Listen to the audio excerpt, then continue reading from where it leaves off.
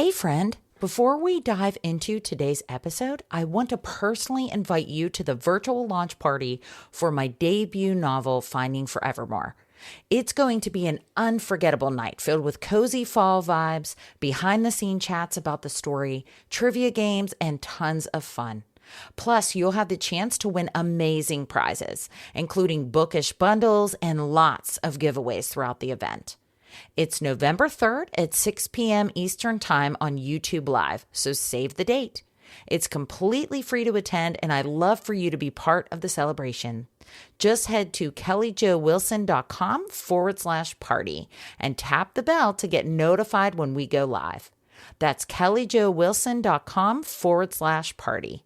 I can't wait to see you there. Now, on to the episode.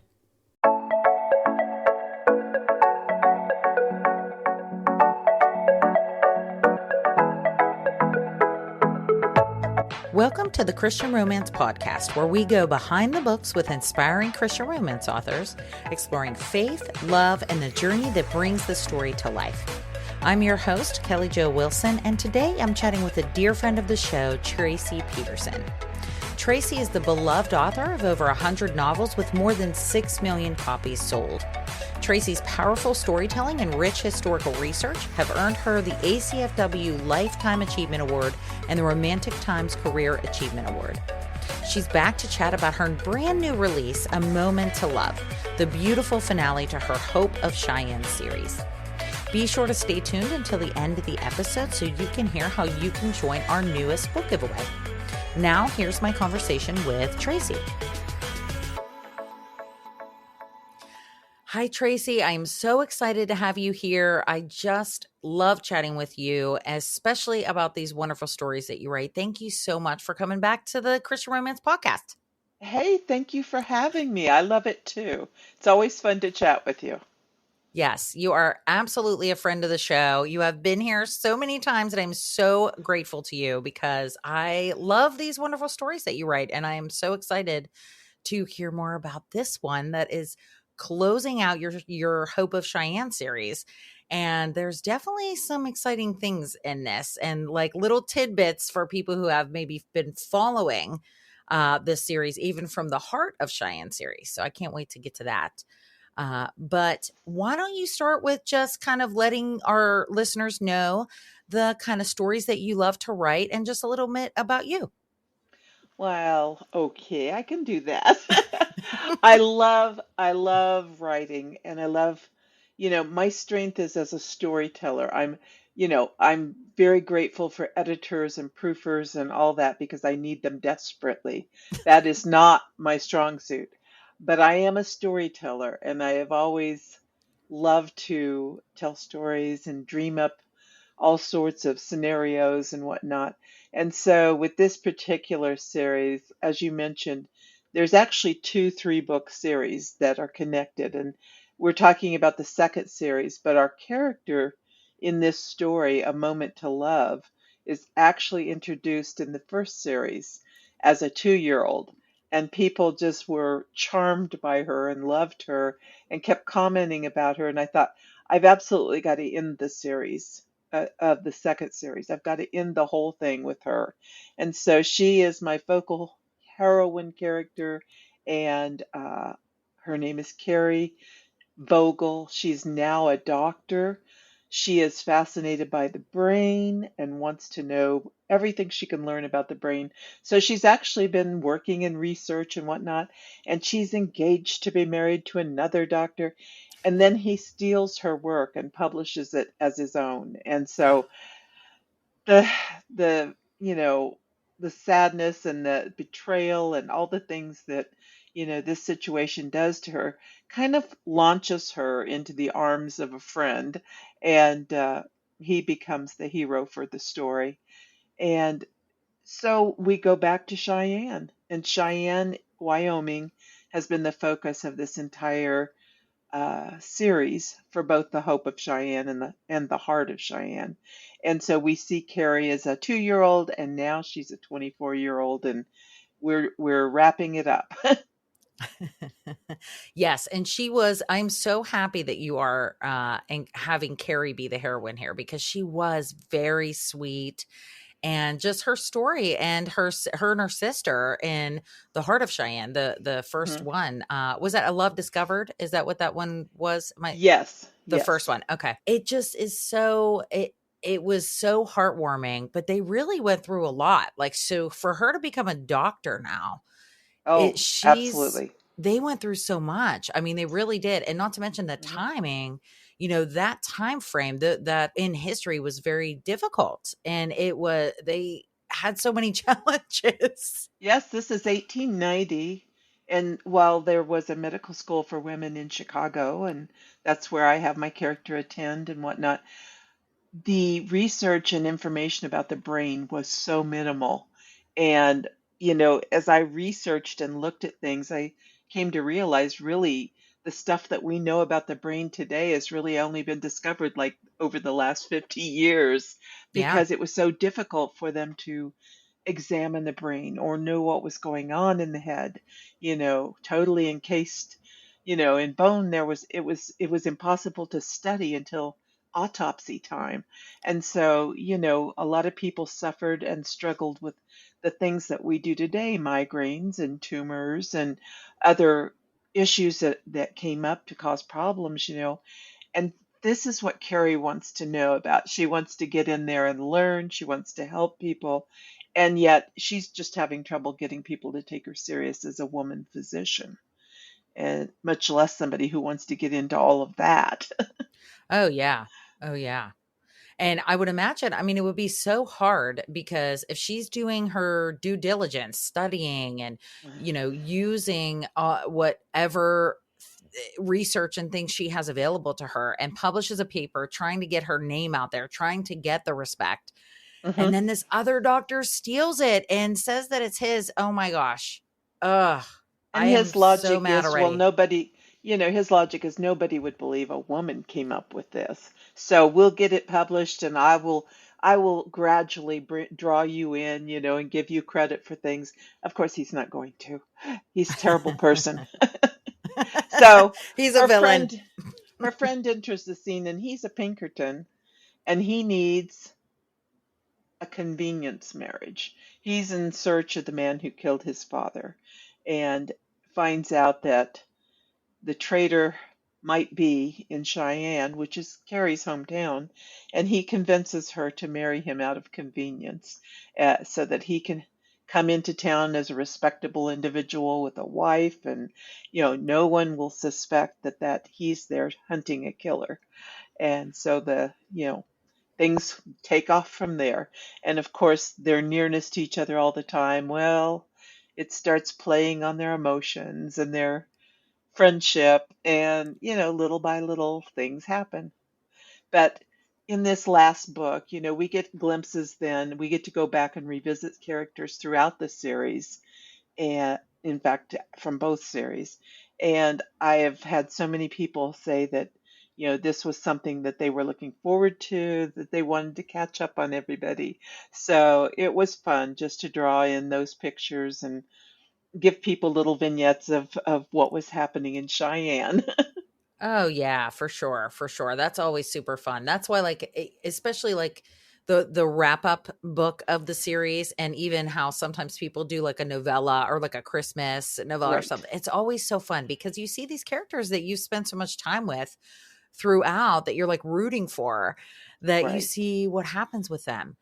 Um, but oh my gosh, so Spencer is dealing with some stuff. I like that they're friends too. That's I feel like you don't always see them be friends and do the marriage of convenience. Right. Sometimes they don't really know each other, or the arranged kind of marriage style. Sometimes they might not know each other. So I like that they're like doing this. And it's similar to her sister, right? In Hmm. that very first book, which is kind of Right. neat. Yes, she had a friend and a marriage of convenience, and for the same purpose, he needed a wife, and as he made his way to Cheyenne. So it was a full circle kind of thing.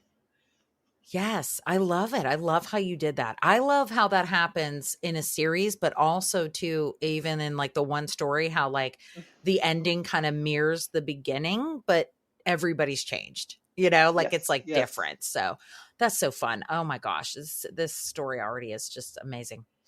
So poor so poor Carrie, right? Her life's work, like we could talk a little bit more about Carrie. So her life's work is learning about the brain, which you're Hmm. absolutely right. We have not known that much about it. It is so crazy to me whenever looking back and just, being a nurse and looking at like brain science. I mean, there are Right. so many things they're still like discovering, especially like in Alzheimer's Yeah. medicine and things. And then even I just immediately think of like how you say about sometimes in the autopsy, like CTE is that disease that a lot of like sports players, football players, Sure. hockey players, all of them will get that causes this like personality change in them. And Yes. it's so crazy because it's still so new. A lot of Hmm. the discoveries are still so new even today, that some of them, unfortunately, whenever they decide to, if they take their own life, there were numerous accounts of people saying that they left Absolutely. notes like, study my brain, like Hmm. let me know, let my family know what's going on. Well, and one of the most famous stories from, she's in school in the 1880s, and they have this story, an example, and this was true. This was a widely known story about this man named Phineas Gage, who had had an explosion when, and a tamp bar went up through his jaw, behind his eye, and out the top of his head. Oh, And he remained conscious the whole time, was talking to everybody, and lived through this. And in that day and age, usually head injury resulted in death, a bad one like this. yeah, And yeah. so they removed the tamp bar. He lives for 12 years after this incident, but his personality drastically changes. And so she's fascinated by that. What caused this? Why did, how did he live through this? How did he remain conscious? Mm. And she's fascinated by this, as were hundreds and thousands of doctors in real life, because this man was just a phenomenal case. And it really did turn the medical world kind of on it upside down to try to figure out more about the brain. And so, with brain diseases and the advancing knowledge of cancers and whatnot, Hmm. it's not until I think it was like the 1880s, that they had the first successful removal of a tumor on the spinal cord. Oh, And wow. so it's just all those things that are starting to, come together for this area of study. And I thought how fun it would be to have a character who was fascinated by this and wanted to kind of better understand the medical and the psychological at the same time. And so, you know, uh, she's just really eager to know more. She wants to be helpful and useful. And of course, she's got all these obstacles. I know. So many obstacles. I mean, aside from just being, like you said, being a woman in this profession, but also having somebody really out to take her work and to steal it. So, Yes, and in that day and age too, we have to remember it was considered ghoulish and even went against Christian philosophies and thoughts and whatnot to do these autopsies, to have these mm. bodies and tear into them and you know for medical experiments and that kind of thing. And people were just mortified to think that anybody would do this, much less a woman. Oh yeah, for sure. Oh my gosh, there's so much tension there, Trace. It's such a it fun character was already. it was great fun. Yes, I bet. I mean, it just sounds so amazing. And Carrie's already like so likable, so it's easy, I'm sure, to just immediately root for her in this. I'm already rooting for her and I haven't even read the first page yet. So that's just amazing. And Spencer, so his what's a little bit about him, about his background. So somebody killed his father and you said he's a Pinkerton. Yes, he was there. His father was also a Pinkerton, and Spencer was there when his father was killed by this man. He Mm, saw the man kill him. He doesn't understand why he killed him.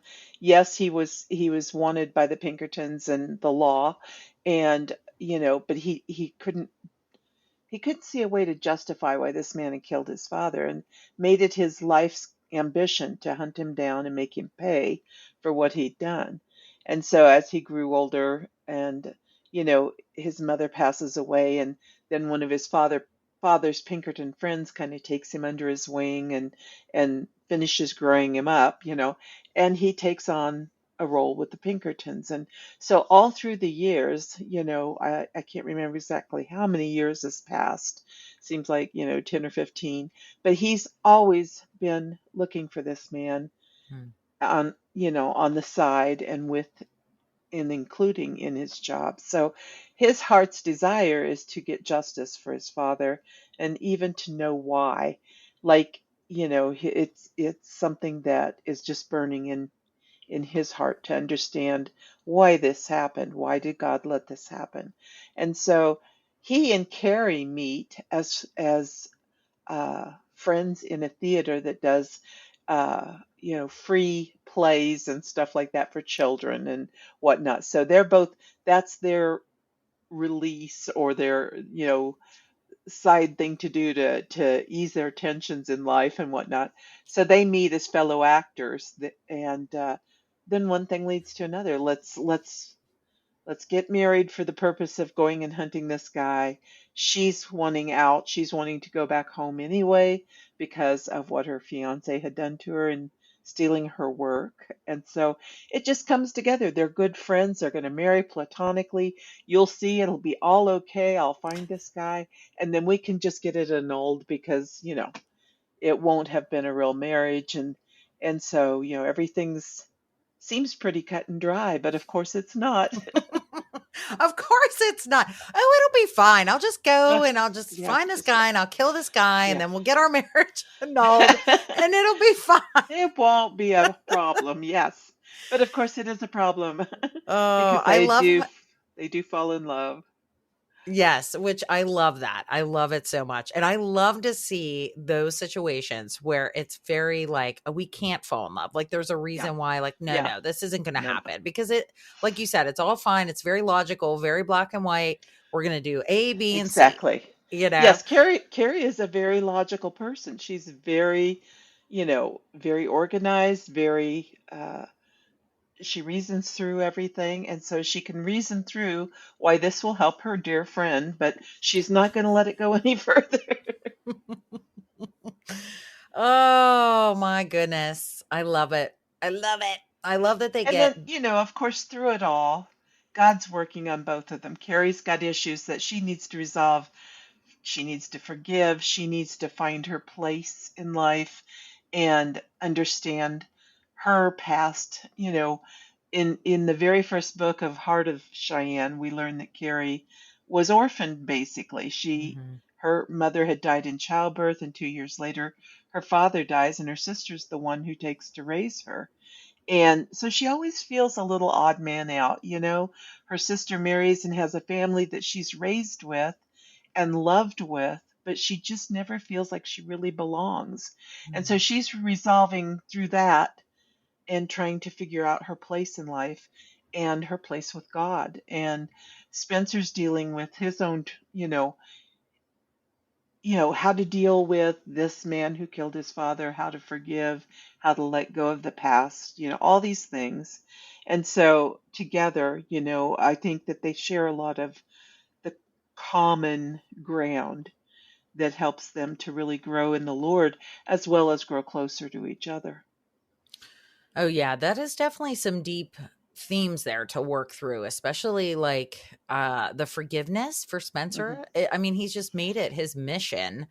It's just been like you said, his heart's desire to get this revenge and to find Right. out what is going on in this person, this villain of his life. Hmm. To see God working on him is such an important thing. I think for everyone, everyone has some piece of that, I feel like, that is relatable. Maybe not to the extreme of wanting to kill someone, Right. but maybe to, unforgiveness, right? I mean, we don't Hmm. realize sometimes when there is unforgiveness that's lingering and that's kind of rotting us from the inside out, and we might not see it. And then when Sure. God shows you, it's enlightening. Did Absolutely. you ever like experience that or have anybody that experiences something Oh, like of that where course. you don't realize?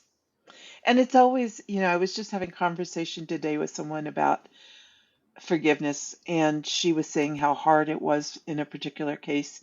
And I said, it is a journey, and Mm, it really is something that sometimes takes multiple times back to the Father saying, help me with this. I can't let this go. And I really want to let this go because, I know it's not helping me at all.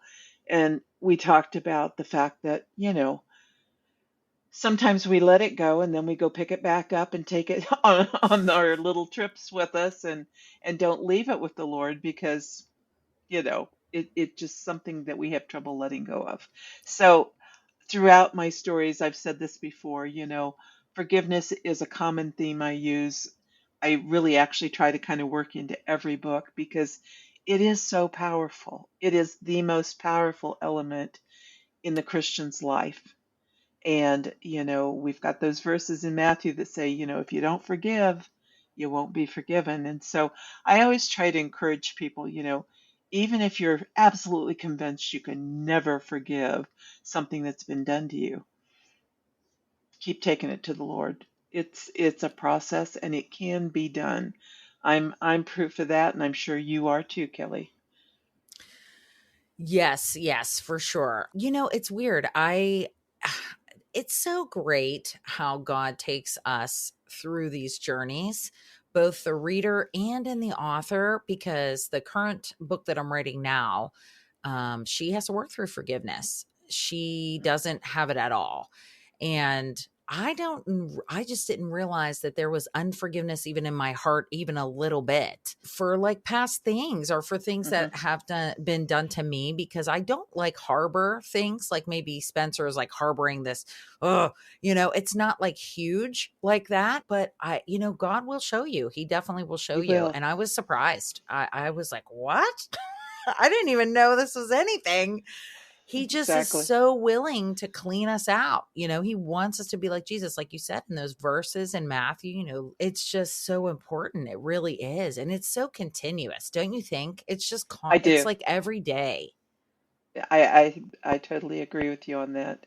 And it's just, once you realize the importance of it and how much of a blessing it Mm, is for you, because forgiveness is such a liberating thing for you, and I constantly explain to people it doesn't mean you're accepting, even, you're not approving it for sure, whatever's been done, but you don't, it's not even an acceptance of it. It's giving over your right to retribution to the Lord. mm. And there is great liberty in that. Yeah, that's a beautiful way to put it, because I feel like that's probably what a lot of people think, that if I choose to forgive Hmm. this incident, it means that I am accepting it and I'm saying Yeah. it's okay. And it's Yeah. not that at all. And forgiveness is more for you than the other person. Totally.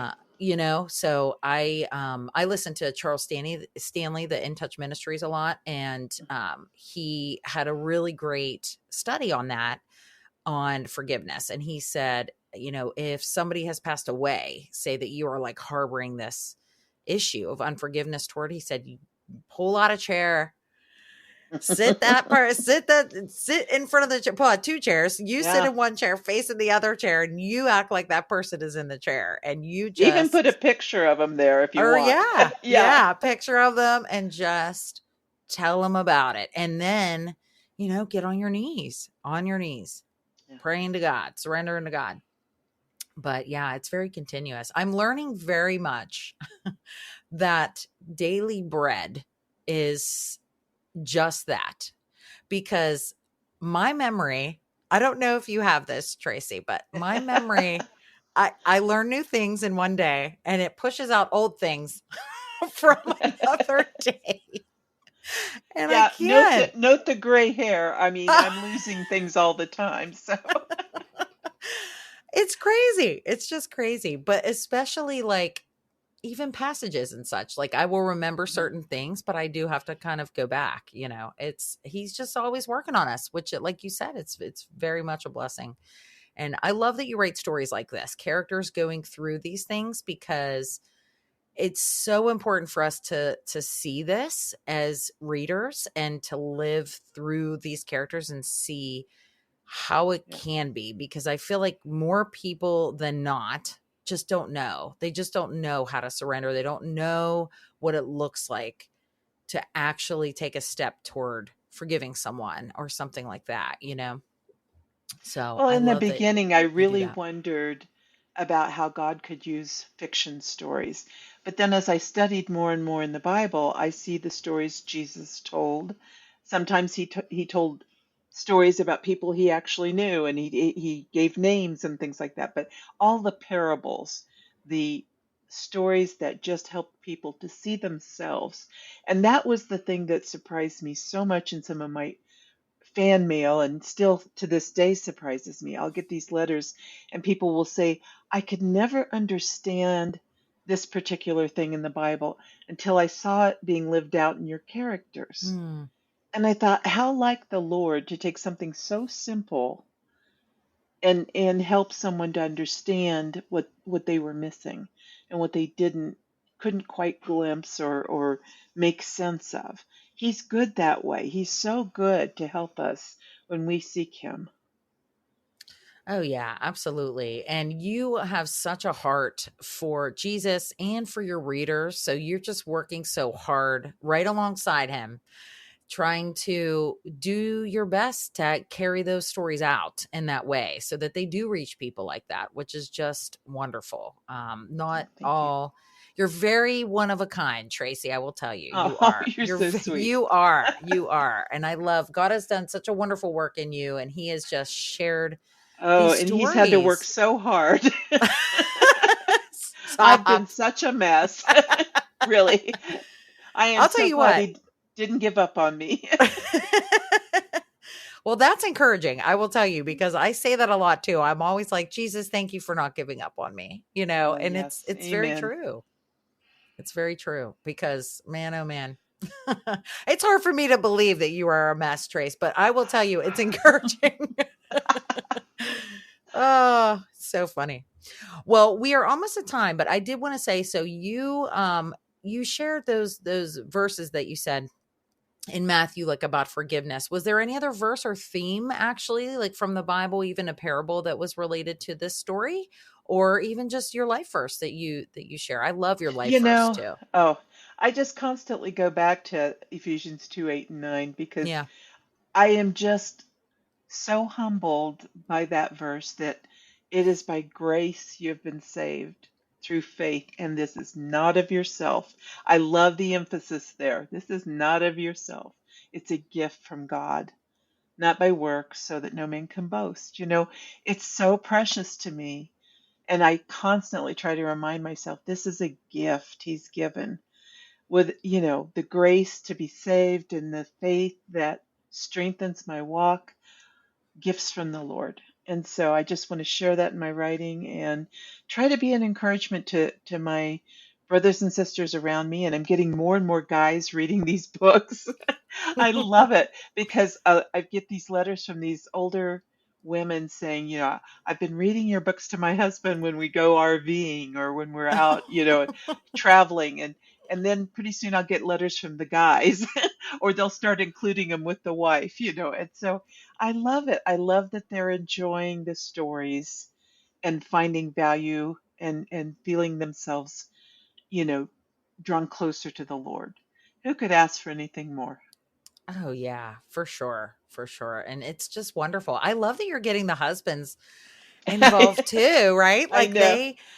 the stories are so great. And I will say, like your writing style and your voice, I can totally see that. I really can, because you have a very, like, you move things forward. I don't want to say fast as if it's like fast paced, but you're very like punchy, and like just it just keeps you wanting to read the story like over and over. You want to keep turning the pages. You want to keep reading just one more chapter, just one more chapter, and you write really strong heroes too. And I think that maybe they're, identifying with these heroes, that they want to be like I these I men. I think that that's been some of it for sure because I've had that. I've had a couple of letters in particular tell me that it had helped them, to kind of identify things in themselves that they wanted to overcome or, Oh, you know. And so, like I said, I stand amazed at what God can do with something as simple as story. yes, absolutely. Absolutely. He can turn all things together for good for those who love him. I love that. I've been saying that a lot too, because I've been seeing it so much, especially like you said, when you get these letters and you see how he works in Mhm. stories and simple, you think it's like this simple thing. But then when people give you feedback, like that part really spoke to me, or, this led me to this verse or something like that. It's like amazing. It's just amazing to see him work like that. It really is. And I'm It always in is. awe of how the Bible is so inerrant. Like it's just Yes. the just perfect, infallible word of God. And how all these men for over all these years, over all these books, everything can just it doesn't return void. Like everything, references each other. And that part just from the author part of me is like, oh my goodness, like that is amazing. It's truly of him, divine inspiration, divine, it's supernatural. Hey, he can do that because I can't Yes. remember the character from 4 pages ago, what they were wearing. Okay. My So, continuity is stuck here. Yes. I yes. get it. I get it. Oh my goodness. Oh, anyway, but thank you so much. I always love so much to hear you share your heart like that. It's very, very encouraging. It's always inspiring to me, and I'm sure it's inspiring to the listeners too, and I hope absolutely so. to your readers too, Trey. So thank you so much for that. So where is the best place that readers can get on your email list and also get a copy of A Moment to Love? Well, they can just go to my website, which is just traciepeterson.com. They can sign up there for my newsletter, and there's also information about all the books. As for ordering, I know right now bakerbookhouse.com has a 40% discount. So you can get that book almost 50% off. And I just encourage people to pre-order. It'll be out in October. Uh, I think we said the 26th or I'm not sure. 21st. 21st. Okay. Yes. And so right now you can get that 40% discount. And, it's also available all sorts of other places, any place that, does online books, sales and whatnot, that they are available.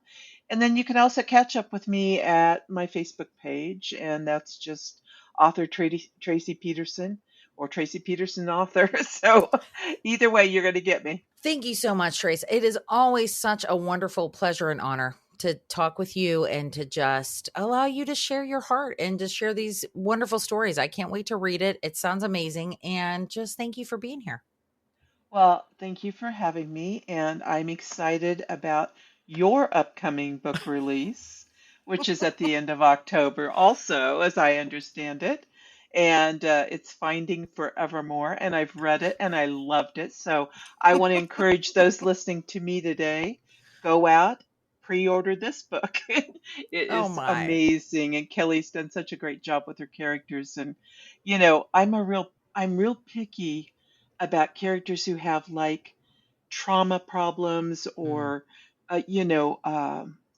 issues that are heavy duty psychological kind of things, because oftentimes it's like they don't need a romance, they need therapy. But mhm. you handled your character so well, I really Mm. appreciated that. So go out and get Finding Forevermore by Kelly Jo Wilson. My goodness. You did not have to do that. You are so sweet. You are just so sweet. That's Thank you quite all so right, much, you too. deserve the endorsement. So Thank you so much, Trace. You are just such a blessing.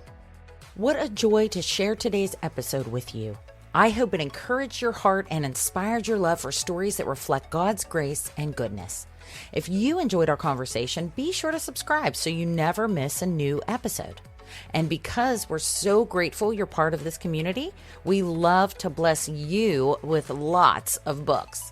Enter our latest giveaway by visiting ChristianRomancePodcast.com. That's ChristianRomancePodcast.com. Thanks so much for listening. And until next time, keep your faith, share the love, and happy reading.